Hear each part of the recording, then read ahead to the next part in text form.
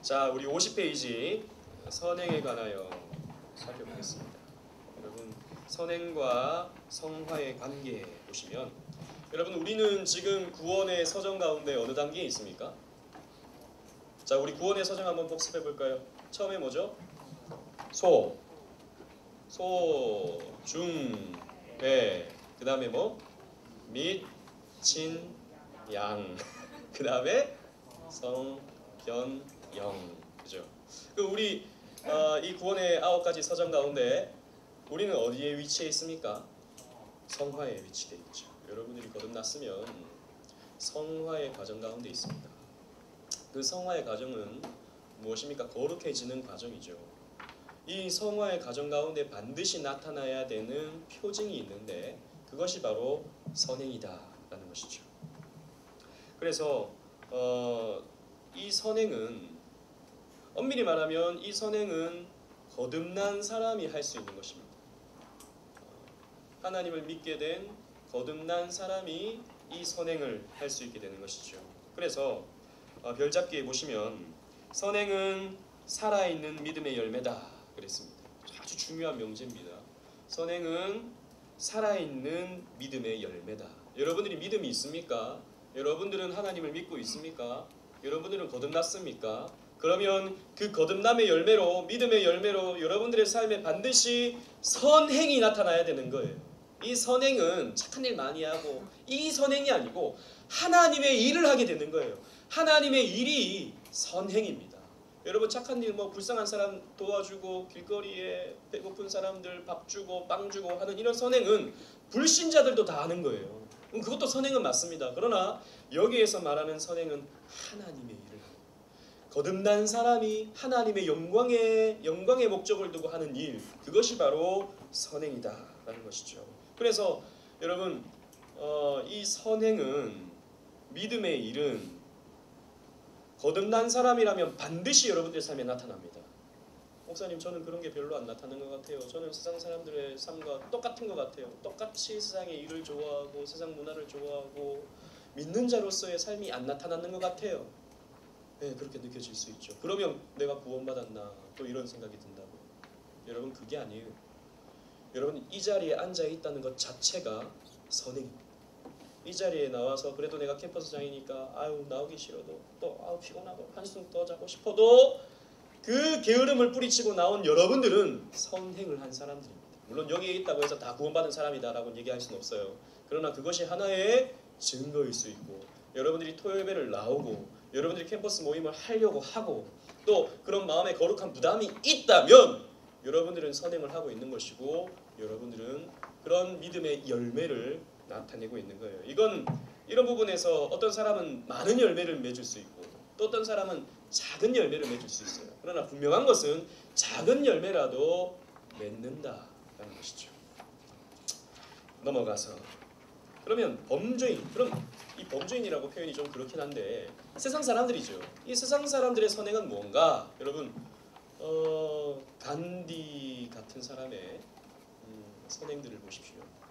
비폭력 저항운동, 그 인도의 그 민중을 위해서 삶을 다 바친, 그래서 자기는 정말 청렴하게 아무것도 가지지 아니하고 옷 한 벌을 가지고 살아간 그 간디 같은 사람들을 보십시오. 훌륭하지 않습니까? 그리고 한때 뭐 이슈가 됐던 카톨릭의 이태석 신부 같은 경우에 아프리카로 가서 그 가난한 사람을 위해서 삶을 다 쏟아부은 그런 사람들을 보십시오. 훌륭하죠. 우리는 사실 그분들의 그런 선행을 따라갈 수가 없어요. 그런데 그분들의 선행에는 한계가 있습니다. 어떤 한계가 있습니까? 이 중간에 보면 아주 중요한 또 글이 나오는데 줄을 꺼 주시기 바랍니다. 인간은 전에 지은 죄악의 빚 때문에 선한 행실로서 하나님께 유익이나 만족을 드릴 수 없다. 중간쯤에 있습니다. 무슨 말입니까? 인간은요 본질상 진노의 자녀이기 때문에 삶 속에서 수많은 죄들을 짓고 살아가요. 수많은 죄. 그런데 인간이 인간의 의지를 가지고 한 선행은 그 수많은 죄를 상쇄할 수 있는 양이 되지 못한다는 겁니다. 아무리 훌륭하게 살아도 인간은 끊임없이 죄를 향한 지향성을 가지고 있기 때문에 그 선행이 결국에는 자기의 의를 드러내게 만들고 자기의 어떤 자랑거리로 삼아버리고 또 그것이 결국에는 자기 영광으로 가게 되는 거예요. 물론 선한 의도로 했다고는 저는 봅니다. 그런 남을 도와야지, 또 이렇게 살아야지, 선한 의도로 시작했다고 봅니다. 그러나 인간이요, 그런 선한 의도로 시작했다 하더라도 결국에는 자기 유익으로 챙겨버립니다. 자기 유익으로. 여러분, 인간은요, 자기 의를 위해서, 자기 영광을 위해서 목숨까지 바칩니다. 시위하는 사람들 가운데 분신 자살하는 사람들 있죠. 그런 걸 보면 대단하지 않습니까? 우리는 막 순교의 신앙을 최고로 보는데, 그래서 어떻게 목숨까지 바치면서 믿음을 드러내는가, 정말 아름답다 하는데, 그 사람들은 자기가 옳다라고 하는 신념 때문에 목숨까지 바칩니다. 근데 어떻게 목숨까지 바칠 수 있는 것입니까? 내가 이렇게 한다라고 하는 자기 의죠. 나는 이렇게 내 신념을 위해서 목숨까지 바칠 수 있다고 하는 자기 의입니다. 무서운 거예요. 그러니까 자기 의, 자기 영광은 사람을 목숨까지 바치게 만들어버려요. 그게 선하다고 할 수 있나요? 그게 아름답다고 할 수 있나요? 물론 어느 부분 아름답다고 보일 수 있는 부분들이 있습니다. 그러나 그건 자기 의예요. 이거 관철돼야 된다는 거죠. 이거 내 뜻대로 돼야 된다는 거죠. 그러니까 목숨까지 바쳐버리는 것입니다. 욕심이에요. 자기 욕심을 위해서 목숨까지 바치는, 자기 의, 자기 영광이라는 것이죠. 그렇기 때문에 이렇게 훌륭한 삶을 살았다 하더라도 하나님과 관계가 없다면 그것은 결국 자기 의로 가게 되는 것이고, 그것은 하나님께서 카운트되지 않는, 하나님께서 카운트하지 않는 그런 행위로 전락될 수밖에 없는 것입니다. 그런데 그럼 우리의 선행은 뭔가? 밑에 별 되기 보시면 이 내용입니다. 그럼 우리의 선행은 뭔가? 목사님, 결국에 그럼 우리도 마찬가지잖아요. 예, 마찬가지입니다. 여러분, 우리도 기쁘게 헌금해요. 기쁘게 헌금하는데 이 헌금한 거 다른 사람들이 좀 알아줬으면 하는 마음, 그런 마음이 때로는 생깁니다. 내가 이렇게 내 것 쓰지 않고 하나님을 위해서 헌금했어요. 그런데 어떤 사람이 너 참 믿음 좋아, 어떻게 그렇게 헌금할 수 있어, 훌륭해, 박수 쳐주면요 우쭐해지는 거예요. 자기도 그냥 아무도 모르게 정말 하나님을 사랑하는 마음으로, 또 내가 이렇게 문제 해결받기 위해서 교회 나와서 기도하러 나와요. 근데 뒤통수가 간지러워요. 내가 지금 이렇게 어두운 곳에서, 보지 않는 곳에서 기도하고 있는 모습을 다른 사람이 보고, 이 사람은 기도하는 사람이구나, 그런 인정받고 싶은 마음이 우리 마음속에 든다고요. 우리의 행위는 그렇게 변질되기가 쉽습니다. 우리의 행위 자체가. 그래서 하나님은 우리의 그 때 묻은 행위를 통해서 구원받기를 원하시지 않으시는 거예요. 그러면 우리의 행위는 아무런 가치 없는 것입니까? 우리의 행위는 아무런 의미 없는 것입니까? 때 묻은 것이기 때문에 하나님께서 보지 않는 것입니까? 그렇지 않아요. 중요한 또 구문이 이 안에 들어가 있습니다. 중간 단락 보시면 그러나 중생한 신자들은 돼 있죠, 그죠? 여기 줄을 그으세요.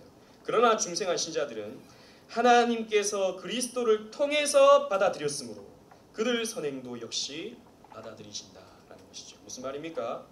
그 다음 뒷줄 보시면, 한 밑에 줄 보시면 하나님께서 그의 아들 안에서 그들을 보시기 때문에, 중요한, 너무나도 중요한 표현입니다. 하나님께서 그의 아들 안에서 그들을 보시기 때문에 그들의 행동에 여러 가지 약점과 불완전함이 있으나 저희의 성실한 것을 용납하시고 상 주시기를 기뻐하신다 되어 있습니다. 여러분, 우리의 행위는 때가 묻어 있어요. 때가 묻어 있는데 그리스도의 피가 그 때를 덮어버리는 겁니다. 그리스도의 피가. 그래서 하나님께서 우리를 보실 때는 무엇을 통해 보십니까? 예수 그리스도를 통해 우리를 보시죠. 예수 그리스도의 피를 통과해서 우리를 보십니다. 그래서 우리를 의롭게 여겨주시고 우리의 선한 행위를, 불순한 모습이 있다 하더라도, 불완전한 모습이 있다 하더라도 우리의 선행을 기뻐 받아보시는 거예요. 여러분 이 자리에 기쁜 마음으로 왔습니까? 우리 한 달 동안 내가 이 캠퍼스 모임을 열심히 해야지, 말씀 더 주시옵소서, 기쁜 마음으로 이 자리에 왔습니까? 아니요. 제가 확신컨대 여기에서 90%는 벌써 이때가 왔어? 벌써 9월이야? 벌써 캠퍼스 모임. 캠퍼스 모임 안 할 3달이 좋았는데. 11시 오는 거 힘들다. 또 안 오면은 또 괜히 눈치 보이고 너 믿음 없구나. 너 캠퍼스장 맞아. 잔소리 들을 것 같고. 그래서 왔다고요. 그럼 하나님 여러분들의 이 모습 안 받아주십니까? 의도가 불순해. 너 의도가 불순하구나. 회개해라. 뭐 물론 그런 것도 우리가 생각은 해봐야 됩니다. 그러나 하나님께서는 여러분들을 귀하게 보십니다. 왜? 그리스도의 그 피를 통해서 여러분들을 보시기 때문에. 여러분들의 선행은 이 자리에 앉아있는 순종은 때가 묻은 순종이지만 그리스도의 피가 묻어있는, 피가 덮어버린 순종이기 때문에 하나님께서는 여러분들이 칭찬하시는 거예요. 그래, 힘들지만 잘 왔다. 피곤하지만 잘 왔다. 그래, 너는 그렇게 이 자리를 지켜야지. 이렇게 격려해 주시고 결국에는 상 주시는 것입니다. 하늘에 상급을 쌓아주시는 거예요. 그래서 여러분들의 선행은 힘들더라도, 때로는 지친다 하더라도, 때로는 하기 싫다 하더라도 의미가 있어요. 그 억지로 하는 순종이라도 의미가 있고 가치가 있습니다. 여러분들의 선행은 그리스도의 피가 묻은 선행이다라는 것을 여러분들이 기억해야 됩니다. 넘어가서 17장 성도의 견인에 관하여. 견인, perseverance. 이 말은 성령께서 성도의 마음속에서 하나님의 구원을 완성시키는 계속적인 역사를 의미합니다. 제가 자주 이 비유를 드는데 성도의 견인이라고 하는 말은 한국에서만 이렇게 생각합니다. 견인차가 뒤에 있는 차를 끌고 가는 이 견인하고는 틀린 견인입니다. 한자가 틀려요. 뭐 그렇게도 설명될 수 있어요. 끌려가니까. 그런데 이 견인이라는 말은 지난주에 또 영상에 그런 표현들이 나왔죠. 견고한 인내. 이 견인이라는 말은 견고한 인내입니다. 근데 이건 우리가 믿음을 지키는 견고한 인내가 아니라 하나님 편에서 우리를 견고하게 지켜주시는, 견고하게 인내하시는 거예요. 우리를 바라보시면 때로는 하나님 우리와 같다면 이놈 이거 믿는 자 맞아 이거? 취소! 야 너 취소야. 너 구원 끝났어. 너 지금 하는 모습 보니까 너 구원받을 자격이 없어. 취소하겠지만 하나님은 그 견고한 인내로서 여러분들을 인내하십니다. 여러분들이 죄를 짓는다 하더라도, 여러분들이 연약하다 하더라도 하나님의 그 구원의 계획에 취소가 없어요. 구원의 경륜에 취소가 없어요. 하나님 인내하십니다. 여러분들의 불순종까지도 인내하셔요. 여러분들의 죄지음까지도 인내하셔요. 하나님은 은혜가 끝이 없으셔요. 그래서 여러분들은 구원이 취소될 수 있다 없다? 여러분들의 구원이 취소가 될 수 있다 없다? 없다라는 것이죠. 그게 성도의 견인입니다. 그래서 별 찾기 보시면 성도는 결코 궁극적인 타락을 못합니다. 궁극적인 타락이 뭡니까? 여러분 교회 안 나올 수 있어요. 여러분 한동안에 교회 안 나올 수 있어요. 이 자리에 있는 분들 가운데서도 나중에 갑자기 타락해가지고 나 교회 안 나와. 나 더 이상 못 다니겠어. 막 이런 친구들이 있을 수 있어요. 불신자 만나가지고 결혼해가지고 이런 사람이 없기를 바랍니다. 저는. 그런데 그런 사람이 있을 수 있어요. 그러나 진짜 구원받은 사람은 나중에 불신자 만나서 결혼해보니까 또 어려운 일이 생겨보니까 너무 힘들어. 너무 힘드는데 어느 순간 옛날에 들었던 찬송, 옛날에 찬양했던 그 찬송이 기억나. 누군가 널 위해 기도하네. 누군가 널 위하여. 그 찬송이 막 기억이 나. 그렇지. 하나님 날 그렇게 사랑하시고 그때 참 좋았는데, 그 사랑받을 때 너무 좋았는데, 그때 수련회 가서 은혜 받은 거 너무 좋았는데 그때 교회 나오는 거예요. 그러니까 여러분들은 진짜 구원받았다면 하나님이 여러분들을 결코 포기하지 않으셔요. 궁극적으로 타락하도록. 그러니까 완전의 불신 가운데 던져놓지 않으셔요. 교회는 안 나올 수 있다 하더라도 그까지는 있다 할지라도 결국에는 여러분들을 믿음의 자리로 끌어올리십니다. 제가 그런 거 너무 많이 봐요. 제가 SFC 할 때, 제가 대구에 있을 때 저보다 3살 터울의 선배들이 굉장히 많았습니다. 굉장히 많고 교회 신앙생활도 너무 열심히 했어요. 그리고 그 누나들이 기도를 너무너무 잘했어요. SFC 때부터, 고등부 때부터 막 기도를 하면 무슨 목사님처럼 기도를 했어요. 대단하다. 대학 가니까 흩어지더라고요. 대학 가니까 교회를 안 나와요. 교회를 안 나와가지고 안 보여요. 근데 불신자 만나가지고 결혼을 했는데 한 아이를 키워보니까 힘든 거예요. 아이를 키워보니까 그 누나들이, 그 형들이, 형들은 아직 안 나오지만 그 누나들이 나중에 되니까 그렇게 힘들 때가 되니까 교회를 나오더라니까요. 신기하게 난 안 나올 줄 알았는데 그때 받은 은혜가 있는 거예요. SFC 때 받았던 은혜. 근데 이 세상의 맛을 보니까 그게 그냥 사는가 보다 살았는데 나중에 알고 나오는 거예요. 참 신기하죠. 그래서 SFC 때 그 신앙이 너무너무 중요한 거예요, 여러분. 물론 여러분 중간에 쉬어도 된다 이 말 아닙니다. 중간에 쉬어도 여러분 결국에 나옵니다 이 말 아니에요. 그러나 여러분 이 신앙이 너무 중요해요. 포기하지 않으신다는 것이죠. 하나님. 결국에는 이 자리로 끌어오시고 믿게 하시고 또 믿음의 삶을 살게 하신다는 것이죠. 그러면 별잡기 보시면 하나님의 사랑의 효력인 성도의 견인, 그 두 번째 줄 보시면 하나님 아버지의 자유롭고 변하지 아니하는 사랑에서 나오는 선택, 작정의 불변성과 예수 그리스도의 공로와 중보기도의 효력에 의하여 견인은 이루어진다는 것이죠. 여러분 사실 이 견인이라는 교리는 하나님의 주권을 믿는다면 당연히 받아들일 수밖에 없는 교리죠. 우리의 믿음이 우리의 선택으로 시작됐나요? 여러분들이 교회 나와야지 여러분들이 결단해서 나왔나요? 그 결단도 하나님 주신 것입니다.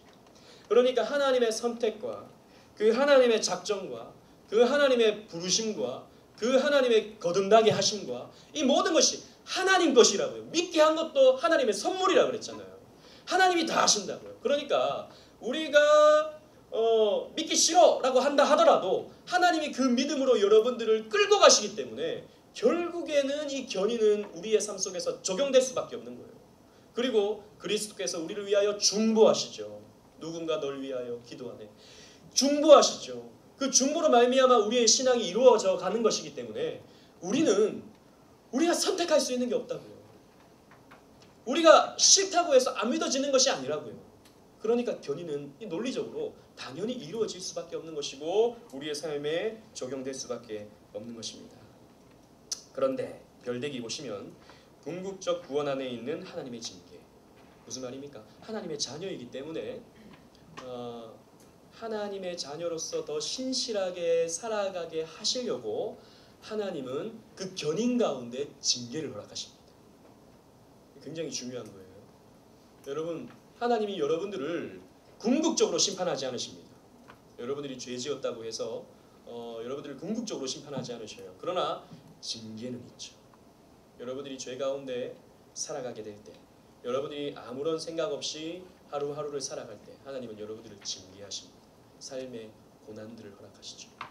여러분, 우리의 삶에는 고난은 의미가 있습니다. 첫 번째는 우리를 훈련시키는 것입니다. 우리를 성장시키는 것이죠. 두 번째는 하나님을 찾게 만듭니다. 고난이 오면 하나님을 찾아요. 여러분, 만사형통하면 여러분 하나님 더 잘 섬길 것 같죠? 아니에요, 여러분. 고난이 있는 사람이 하나님을 더 잘 섬깁니다. 내일 담임 목사님 설교 시간에 나오겠지만 가난한 사람들이 하나님께 더 많이 연보합니다. 왜 그렇습니까? 어려움이 있거든요. 어려움이 있기 때문에 하나님을 더 많이 찾게 되는 거예요. 더 많이 찾게 되니까 더 많은 감사가 있는 겁니다. 그래서 어려운 사람이 더 많이 하나님을 섬깁니다. 고난은 유익이에요. 그런데 세 번째 뭡니까? 우리를 깨닫게 하시는 거예요. 죄로부터 우리를 돌이키시는 거예요. 하나님의 징계는 그런 이유가 있습니다. 그래서 여러분 고난이 찾아왔을 때 우리는 우리를 돌아봐요. 우리 스스로를. 내가 하나님 앞에서 부족한 것이 뭔가. 하나님이 이거 깨우쳐 주시려고 나에게 이런 것 허락하시는구나. 여기까지 가야 되는 거예요. 꼭 여러분 죄 지었다고 해서 고난이 찾아오는 건 아닙니다. 고난 받은 사람에게 너 무슨 죄 지어서 그런 거야. 요배 친구들과 같이 그렇게 얘기하면 안 되는 거예요. 그건 본인 스스로가 깨닫는 겁니다. 누구도 그걸 얘기할 수는 없어요. 본인 스스로 깨닫는 거예요. 아, 내가 이런 부족함이 있었지. 하나님 이거 기억하게 하시려고 나에게 고난을 주시는구나 라고 생각할 수 있어야 됩니다. 하나님은 실제로 우리의 삶에 그런 징계들을 허락하셔요. 그래서 여러분 고난이 찾아왔을 때 여러분 스스로를 돌아보셔야 됩니다. 이 견인 가운데 믿음의 삶을 살게 하시려고 주시는 하나님의 축복이에요. 이건 사실 징계라고 하는 표현 또 밑에 보시면은 일시적인 심판이라고 표현되어 있는데 물론 일시적인 심판일 수 있죠. 궁극적 심판은 아니지만 그러나 이건 표현이 조금 그런데 저는 이런 고난은 축복입니다. 궁극적으로 축복이에요. 왜? 이 고난이, 이 징계가 하나님께로 우리를 끌고 가기 때문입니다. 자, 넘어가서 18장 은혜와 구원의 확신에 관하여. 여러분 구원의 확신이 있습니까? 네. 구원의 확신이 있어요? 네. 제가 이렇게 여러 번 진짜 수도 없이 얘기를 해도 또 우리 운동원들 가운데 목사님 말씀 들으면 제가 구원 못 받은 것 같아요. 왜? 목사님 말씀대로 못 산다 이거죠. 목사님 말씀대로 제가 믿음이 있다면 이렇게 살 텐데 목사님 저는 모르겠어요 진짜 구원 받았는지. 예, 그렇게 생각하는 것도 저는 유익하다고 생각해요. 왜? 스스로의 연약함을 알기 때문에. 그러나 여러분 그렇게 생각하는 사람일수록 더 구원받은 사람입니다. 난 구원 못 받은 것 같아. 내가 정말 믿음이 있다면 어떻게 이렇게 살까? 이러한 마음에 애통이 있는 사람은 진짜 구원받은 사람이에요. 아무 생각 없이 저 구원받았어요. 어릴 때부터 저는 확신이 있어요. 뱃속에서부터 저는 모태신앙이었기 때문에 당연히 저는 구원받습니다. 이렇게 생각하는 사람이 오히려 더 위험할 수 있어요. 그런데 중요한 것은 구원의 확신은 우리의 삶에 필요합니다. 구원의 확신은. 그런데 어떻게 구원의 확신을 가질 수 있나요? 별 보기 맨 마지막 줄 보시면 구원의 확신은 기도와 말씀 묵상과 생활을 통해서 길러지는 것이다 그랬어요. 여러분 우리의 신앙이 성장하면 성장할수록 성숙하면 성숙할수록 우리는 구원의 확신을 더 뚜렷이 붙잡습니다. 저도 예전에 고등학교 때 그랬어요. 내가 정말 구원받았을까? 내가 정말 믿는다면 이렇게 살지 못할 텐데. 이런 갈등들이 있었다고요. 그런데 제가 신앙이 성숙하면 성숙할수록 지금 와서는 이 구원의 확신이 더 뚜렷해져요. 왜?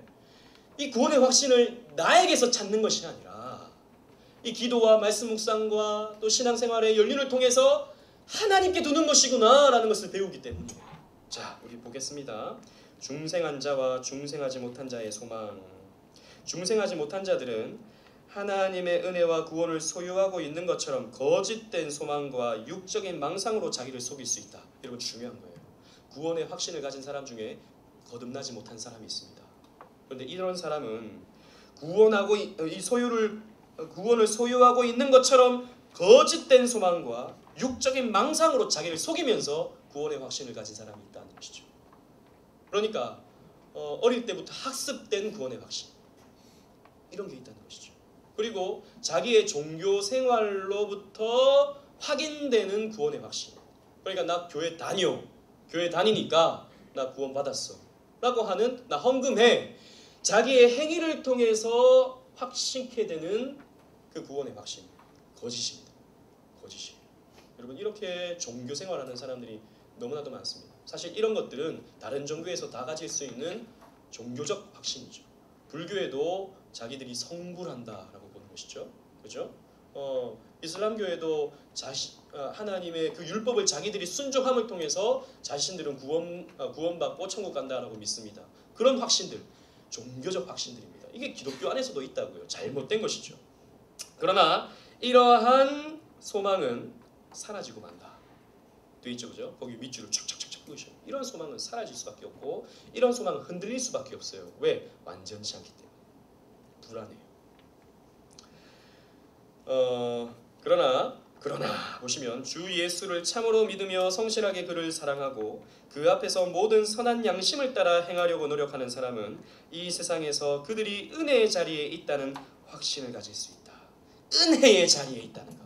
즉 우리는 우리의 어떠함을 통해서, 우리의 행실을 통해서, 우리의 어떤 믿음에 나타나는 증거들, 이 말은 행위적 증거를 말하는 것입니다. 이것을 통해서 우리는 구원의 확신을 가지 않고 하나님의 은혜를 통해서, 하나님이 이런 분이시구나, 하나님 나를 이렇게 사랑하시는구나 라고 하는 이런 은혜를 통해서 은혜의 자리에 있다는 것을 믿게 될 때 우리는 구원받았다 라고 하는 확신을 갖게 된다는 것이죠. 그리스도의 그 선하심, 하나님의 선하심, 그리스도의 대소, 그리스도의 중보하심, 여기에 우리의 구원의 근거를 둬야 된다라는 것이죠. 그러면 은혜의 자리에 있다는 것을 우리는 확신케 되는 것입니다.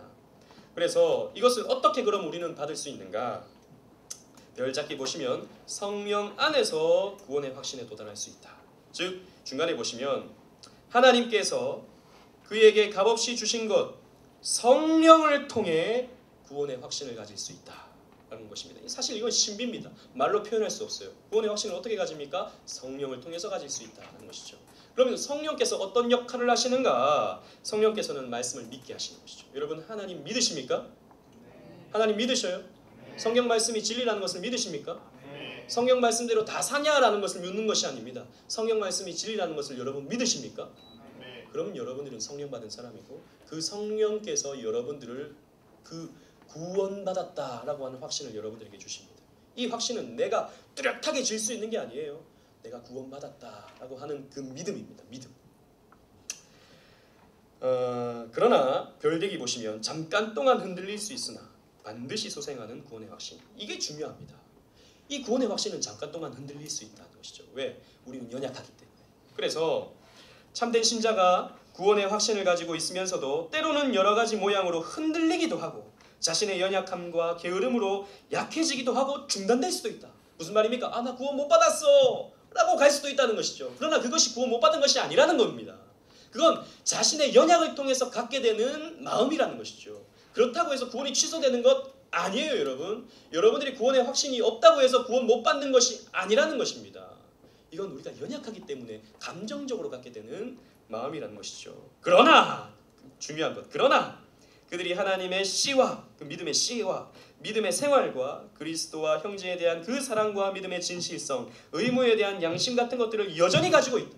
그러니까 내가 이렇게 살아야 되는데 라고 하는 그 양심, 선한 양심 가지고 있다는 것이죠. 이와 같은 것들에게서 성령의 역사를 통해 때가 되면 소생케 되고 또한 그들의 심한 절망에 빠지지 않게 우리를 이끌어 주신다는 것이죠. 그래서 여러분 때가 되면 여러분들은 구원의 확신을 더 뚜렷하게 더 확실하게 가지게 됩니다. 여러분 혹시 여러분들 가정 가운데 지금 이런 흔들리고 있는 또 중단돼 버린 구원의 확신을 가진 사람이 여러분이 있을 거예요. 나 구원 못 받은 것 같아. 이런 마음. 그러나 여러분 그런 마음은 오히려 선할 수 있습니다. 그런 마음이 가질 때 말씀, 기도, 믿음의 생활 더 힘쓰십시오. 그러면 우리는요 그런 구원의 확신을 뚜렷하게 더 많이 가질 수 있게 되는 거예요. 넘어가서 마지막 19장 하나님의 율법에 관하여.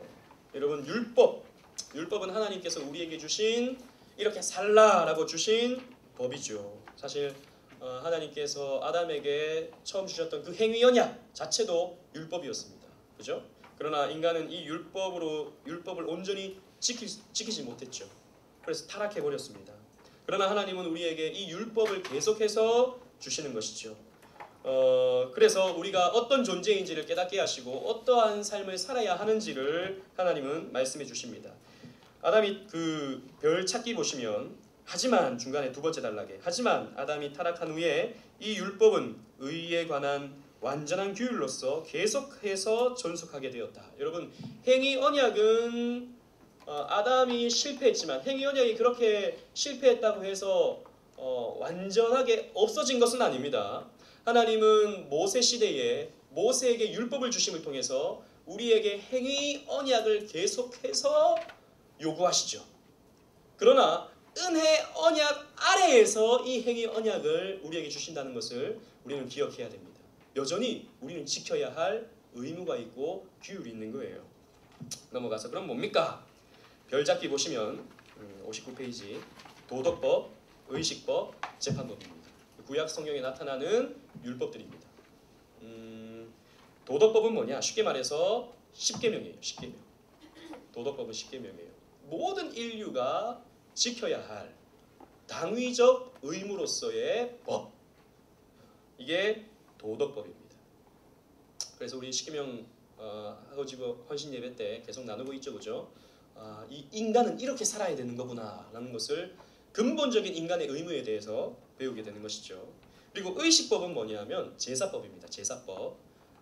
그러니까 절기 때 유월절, 칠칠절, 초막절 이런 절기를 지키고 그럴 때는 제물을 끌고 와서 제물을 어떻게 죽이고 제사장은 어떤 역할을 하고 어떻게 제사를 드리고 이런 게 의식법이에요. 구약율법에 나와 있죠. 그리고 재판법입니다. 재판법은 뭐냐면 다르게 표현하면 시민법이라고도 하는데 구약의 율법에 보면 소를 훔쳐간 사람은 소를 배상해야 되고 소가 사람을 죽였을 때는 그 소를 또 죽여야 되고 또 치료비를 배상해줘야 되고 주먹으로 사람을 쳐서 죽였을 때는 주먹으로 사람을 쳐서 죽여야 되고 이런 재판법들이 있습니다. 이게 시민법이에요. 이게 재판법입니다. 그런데 여러분 오늘날의 의식법이 존재합니까? 존재해요? 오늘날에 필요합니까? 우리에게? 필요하지 않죠. 왜 필요하지 않습니까? 그리스도로 성취되었죠. 그리스도 십자가로 성취되었기 때문입니다. 이 의식법은 메시아를 가르쳐주는, 그죠? 오실 메시아를 가르쳐주는 법이에요. 그렇기 때문에 오신 메시아가 오셨는데 더 이상 오실 메시아를 가르쳐주는 법은 필요 없게 되었습니다. 그죠? 그래서 이 의식법은 폐하여졌어요. 그리고 재판법, 심의법이 있습니다. 이것은 이스라엘, 민족 이스라엘, 신정국가 이스라엘의 법이었어요. 오늘날의 신정국가 이스라엘이 있습니까? 없습니까? 없어요. 지금에 있는 저 근동에 저기 있는 이스라엘은 신정국가가 아니죠, 그죠? 그들은 여전히 뭐 이런 율법들을 지키고는 있긴 하지만 그러나 신정국가가 아닙니다. 그건 폐하여졌어요. 그 이스라엘은 누가 됐습니까? 그 이스라엘은 저와 여러분들이 이스라엘이 된 거예요. 하나님 나라가 된 거예요. 그렇기 때문에 이 재판법도 없어졌어요. 폐하여졌어요. 그러나 도덕법은 여전히 우리에게 제시되고 있죠. 인간으로서 지켜야 할 의무들, 법들, 이것은 우리가 여전히 지켜야 되는 거예요. 그래서 십계명은 여러분들이 여전히 지켜야 하는 법이에요. 그래서 목사님이 이렇게 십계명 강의를 하는 것입니다. 그래서 그거는 그냥 구약시대의 사람들이 지켜야했던 법이구나, 이게 아니고 오늘날 우리가 지켜야 하는 법이다 라고 믿고 순종해야 되는 것이죠.